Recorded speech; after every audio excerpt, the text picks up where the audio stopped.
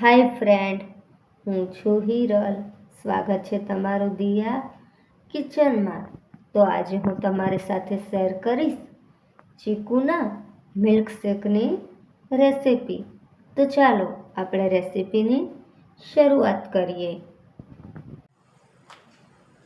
તો આપણે ચીકુનું મિલ્કશેક બનાવવા માટે સૌથી પહેલાં મેં અહીંયા 500 ગ્રામ ચીકુ લીધા છે, જે ધોઈ અને છાલ નીકાળી અને સમારી લીધા છે. તેમાં બીયો હોય તો એ પણ કાઢી લેવાનો છે. જો અંદર બીયો આવશે તો આપણો જે મિલ્કશેક છે તે ચીકણો બનશે. તો તમે જોઈ શકો છો. તો આ જે ચીકુ છે સમારેલા તે એક મિક્સર જારમાં એડ કરી લઈશું.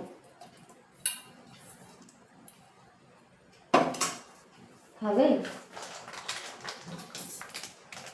આમાં ઠંડુ દૂધ એડ કરીશું.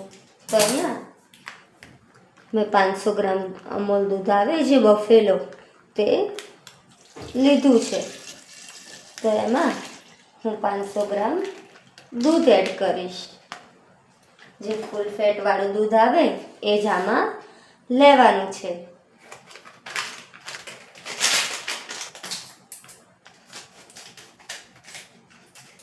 હવે એમાં હું એક મિલ્ક પાવડર એડ કરીશ.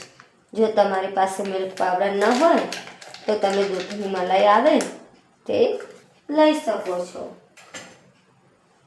અને એમાં હું 200 ગ્રામ છે તે ખાંડ એડ કરીશ.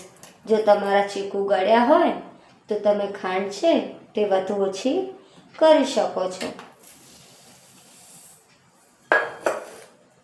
બધું એડ કરી અને આપણે મિક્સરમાં જ્યુસ તૈયાર કરી લેશું.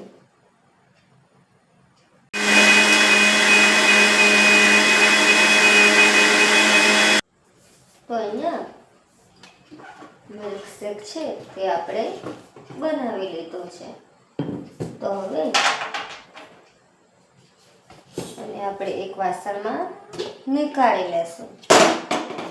તો જેમાં આપણે ચીકુ રાખ્યા હતા તે જ વાસણમાં આપણે નીકાળી લેશું.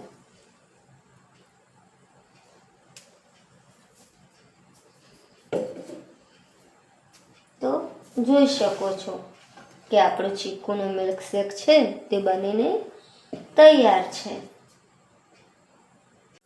તો હવે મિલ્કશેકને આપણે સર્વિંગ ગ્લાસમાં લઈ લેશું.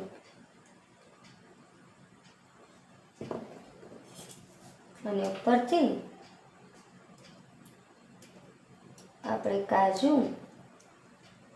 અને બદામની કતરણથી ગાર્નિશિંગ કરી લેશું.